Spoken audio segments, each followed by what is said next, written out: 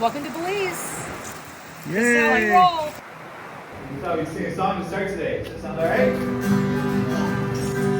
This little light of mine, Where's the light? Come on. I'm gonna let it shine. This little light of mine, I'm gonna let it shine. This little light of mine, I'm gonna let it shine. Let it shine, let it shine, let it shine. The first time that we traveled to Belize was in 2010, along with 4 other members of our church as part of the Church of the Incarnation's annual trip, with the intent that hopefully some of us would come back and start a mission team group here. I don't love going down. I think it's a brief respite from what we do every day up here. To me, every time we make a trip to Belize to work with our church and school fellows, it's an adventure as well as a mission trip. Belize is a small country on the eastern coast of Central America. To the west are mountain and dense jungle. The Church of the Incarnation trip went to this region, but at the advice of an optometrist on that trip named Dr. Jim, St. Andrews looked east to a small city on the coast named Dangriga. It was here that our initial scouting trip went. They went down there.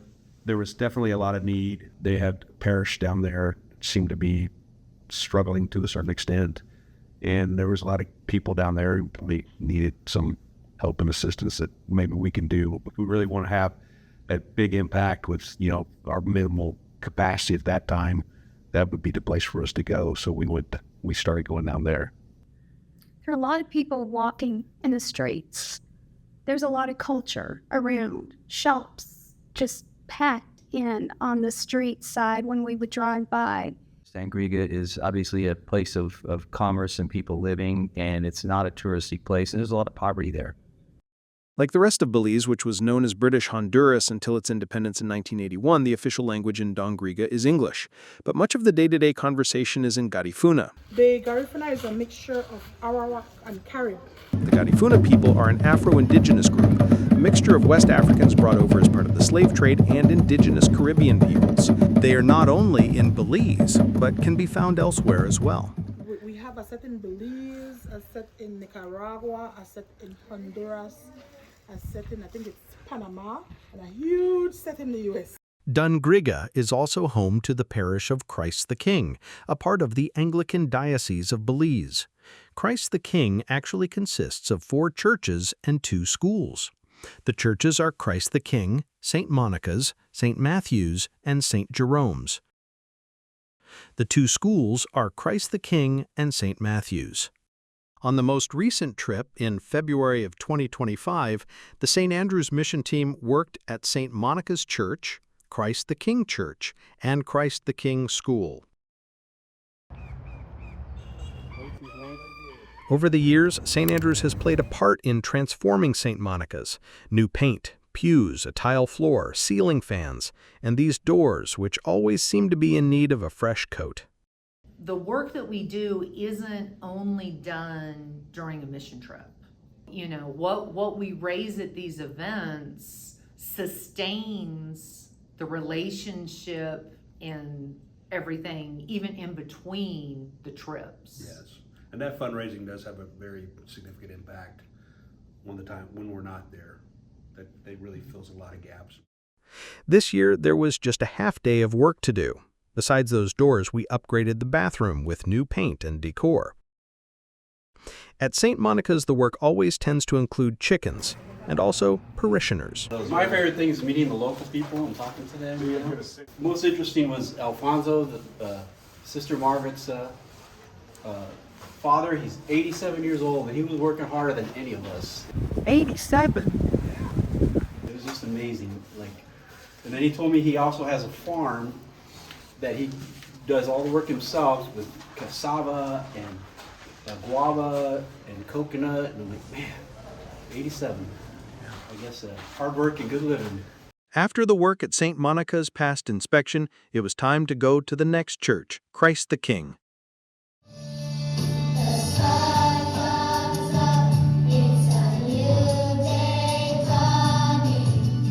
It's time to sing your song.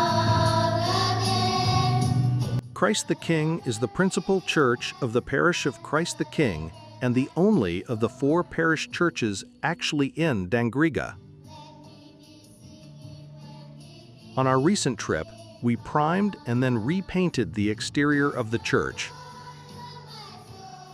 all the way around. Overseeing the parish, and thus all the work we do, is Canon Barbara Rosado, known as Mother Barbara to the team. She's a dynamo. Mother Barbara is this petite woman who grew up in that area, knows everyone, and there is nothing that she can't or won't do to accomplish God's mission. She knows the resources, that she knows the needs probably more intimately than anybody that we could talk to down there. As much as the physical work matters, the most important work we do is spiritual. Led by Mother Barbara, the mission team worshiped with the school staff and children at Christ the King Church. I would not dare to compare ourselves to the disciples or anything like that, but to go out there and to meet these people and to reestablish your base, your Christian base, what the identity is, who we are, and what we can do. How everybody's there, everybody's driven, everybody has a purpose and a mission. And we're all trying to work for the same thing. It's a wonderful thing to do, and it just reaffirms your Christianity, your human beingness, I guess, for a better term. It helps you kind of appreciate what you have and realize maybe what your priorities are, because it's not the stuff that makes you happy. Just a short walk towards the beach from Christ the King Church, after making sure not to get run over in this somewhat unpredictable traffic situation, and just past Dangriga's soccer stadium on your left, one comes to Christ the King Anglican School.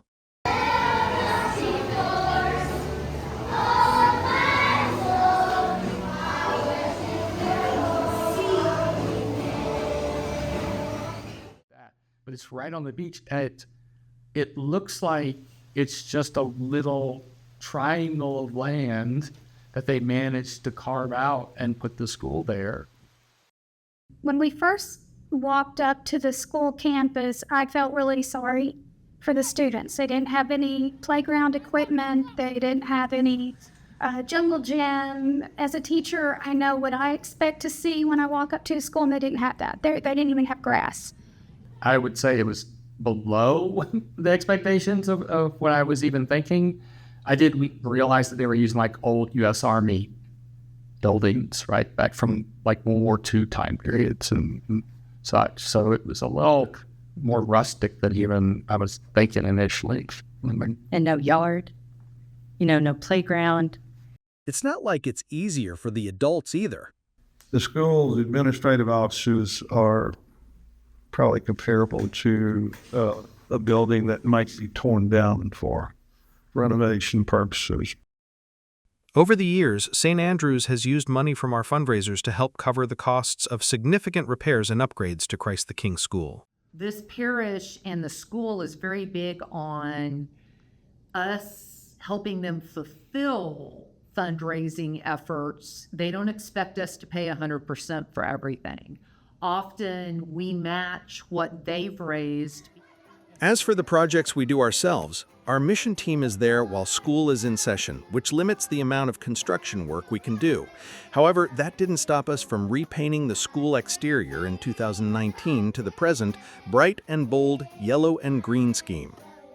On our most recent trip, we repainted faded murals, sealed new picnic tables, and spent time in the classrooms. But in Belize, even relatively simple tasks come with obstacles. We had a thunderstorm in the middle of painting. And initially, this mural looked like a woman who had a lot of mascara on and was sobbing. Luckily in Belize, there's not a whole lot of thunder in their thunderstorms, so we didn't adversely get electrified. And it kept raining, and we have done nothing to clean up the black mascara. God washed it away. That's right.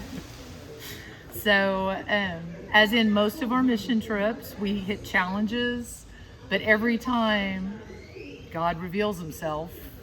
There are also the challenges that come with being professionals in something other than construction. When we go down there and we seem like we have an overwhelming workload, and we know we're bringing down a bunch of, white-collar retirees. Listen, I told you it's my excuse for why my words look so bad. Yeah, mine too. I'm kind of worried if we're going to get all our work done.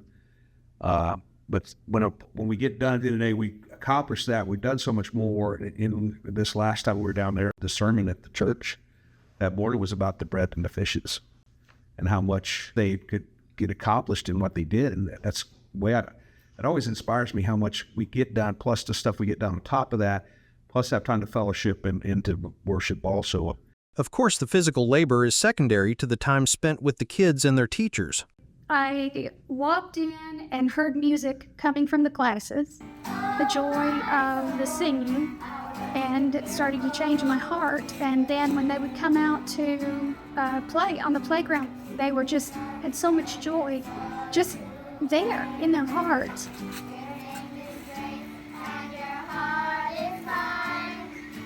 And all the kids were just cute as all get out, And when they would come out and just be wild like kids be.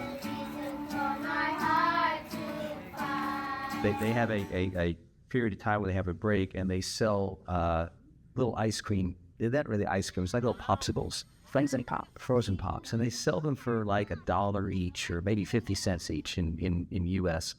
And some of the kids can't afford to get that. And this one girl came up and she had bought 2 of them and she handed one to me. And I said, "Oh, honey, no, you don't have to give that to me. That's yours." She said, "No, I bought this for you." And then she insisted that I take it. And then of course, I thanked her and I sat down and she sat right next to me and together we ate a popsicle. It takes more than popsicles to feed a mission team. We have provided the funds for meals to be prepared for us by either the school staff or the church members.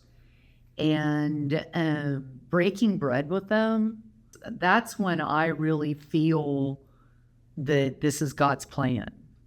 Because it's not just that we're fixing things or improving things, we're connecting. Because then we're just talking, we're all the same. When it comes down to it, when you're talking about what they're concerned about or they're thankful for or whatever, it's very much the same thing that we are here when we're here in McKinney, chasing everything that we have in our lives.